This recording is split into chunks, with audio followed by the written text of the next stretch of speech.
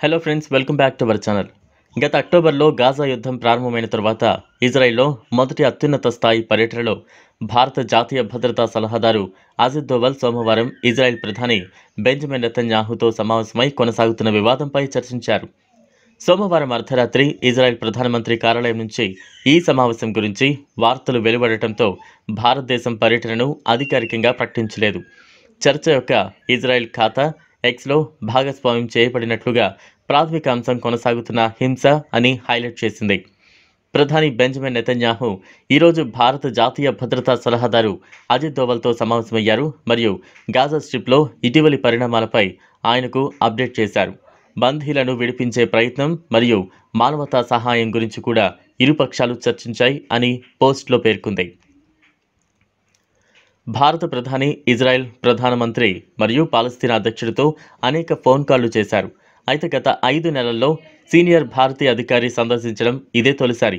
ఈ సమావేశానికి నెతన్యాహు అత్యున్నత సహాయకులు, జాతీయ భద్రతా మండలి డైరెక్టర్, విదేశాంగ విధాన సలహాదారు, ఇజ్రాయెల్లోని భారత రాయబారి కూడా హాజరయ్యారు.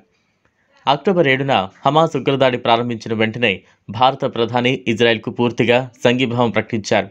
1200 మందికి పైగా ఇజ్రాయెల్ మరియు విదేశీ పౌరులు చంపబడ్డారు. 250 మంది బందీలుగా ఉన్నారు.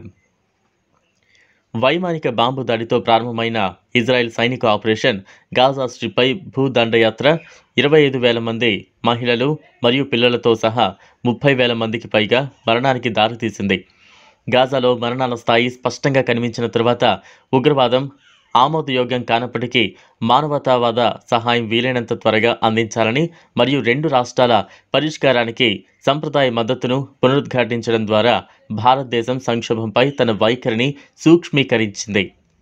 యుఎన్ జనరల్ అసెంబ్లీలో డిసెంబర్ 2023 తీర్మానానికి అనుకూలంగా భారత్ ఓటు వేసింది.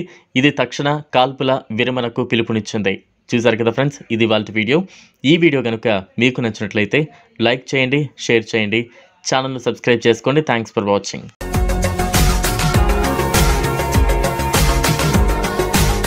మరిన్ని అప్డేట్స్ కోసం మా ఛానల్ని సబ్స్క్రైబ్ చేయండి.